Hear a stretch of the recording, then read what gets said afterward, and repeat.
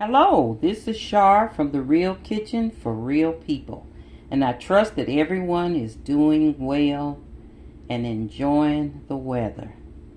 Today I want to share with you an old recipe from my grandmother, and it is old-fashioned fried corn. So these are the ingredients. Now I know people use the canned corn when you can't get fresh corn. But now that this is the season for fresh corn, you can get it in the store. You can get ears of corn for your fried corn recipe. Now I've already shaved off the corn off of 3 ears. And these ears was like only 40 cents a piece, so it's not real expensive. So what I do first though is I wrap them in with the husk. I wrap them in a paper towel like this. I wrap it in paper towel and then I put it in the microwave. And you'll put it in there for about, say, 3 minutes per ear. So if you're putting 2 in there, it'll be like 6 to 7 minutes to cook. And that way your husk and everything will come off easy when you get ready to take it out. Now when you get ready to peel it though, you have to really be careful because it is very hot at this point. But that's the easy way to get your husk off, and you won't have all them little hairs all in your corn. And also, you can also go on and eat it like that if you want. Once you take it out of the microwave, you can roll it in butter. But today, we're going to do Grandma's fried corn. So I've taken the corn off the cob, and you just take it and just run it down like this. Get all the corn off of it. Okay.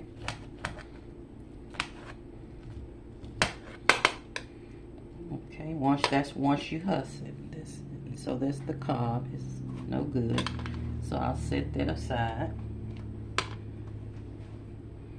And like I said, I have 3 ears, and you can do as many as you want. Then I'll take these the corn that I've taken off the cob and put it in a bowl. Just put it all in the bowl. And if you see little stuff, just take it out, like little hairs from the corn. You might find a few. Okay.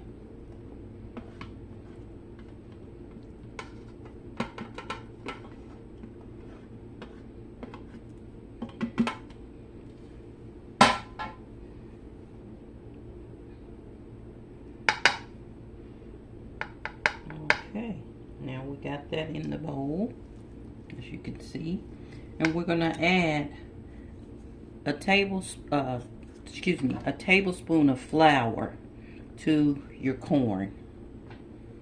Just sprinkle it in there, a tablespoon of flour,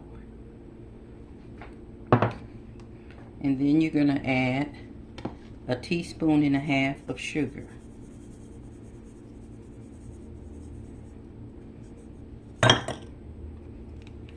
And about a teaspoon of black pepper.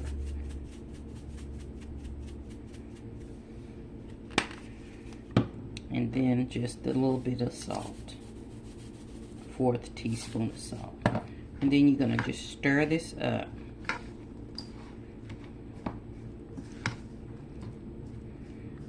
Okay. And then you're going to add a cup of milk to your bowl of corn, and that way it'll be soaking while you're doing the next step. So you're going to put a cup of milk in here.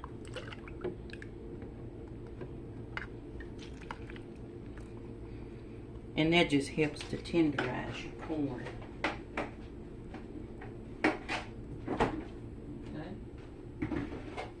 Then you want to stir that up.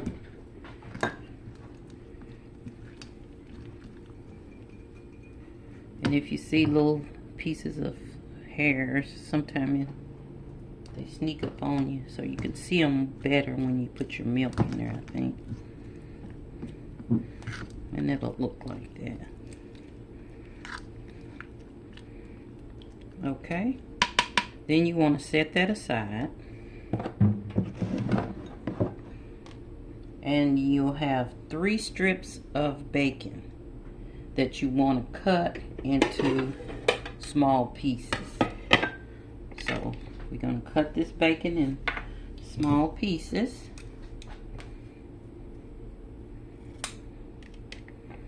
Or cut it, you know, scissors.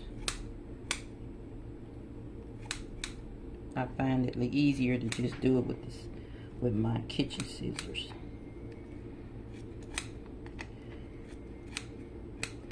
And if you want more bacon, you can add more bacon. But I use 3 strips of bacon. That's what Grandma used to use. So that's what I'm strictly going by what she showed me. Okay, you want your bacon to be broke up and cut up in little squares. Now we're going to take this and take it to your skillet. Now I'm going to turn my skillet on medium, and I use a cast iron skillet because it's, you know, keeps the heat. It makes that corn real tender. But if you don't have a cast iron skillet, just use the skillet you have.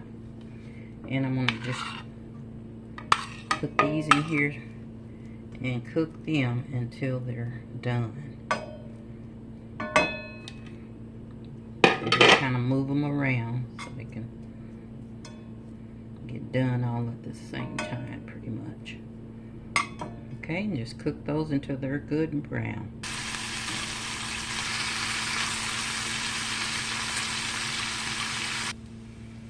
Okay, now that your bacon is brown and done, you're going to add your corn. You do not pour your oil off. You do not pour your, that's what's going to give it that flavor. So you're pouring your corn into your skillet.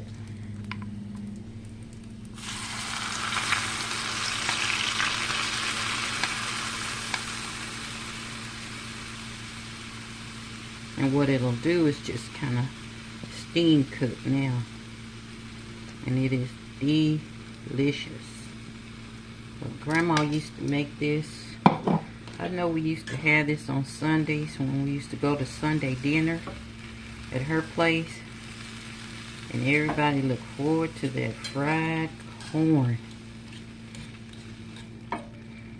Yes, this is wonderful. And whenever the okra gets ready, then we'll have okra, fried okra and fried corn. It's wonderful together. So you just kind of move this around in your skillet and keep it on a medium low. And then you're gonna probably cook this for about 45 minutes to an hour because it's cooked slow. So we'll be back. And in the middle of that 45 minutes cooking, just come back and kind of stir it a little bit, move it around. And if it starts getting too thick on you, you just add a little more milk. Not a lot, just a little bit at a time within that 45 minute cooking time. Okay. Okay, come back and stir it around a little more.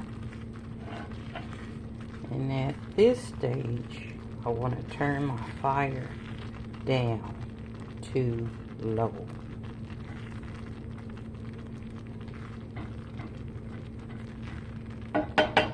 And that's after it's probably cooked about 10 to 15 minutes.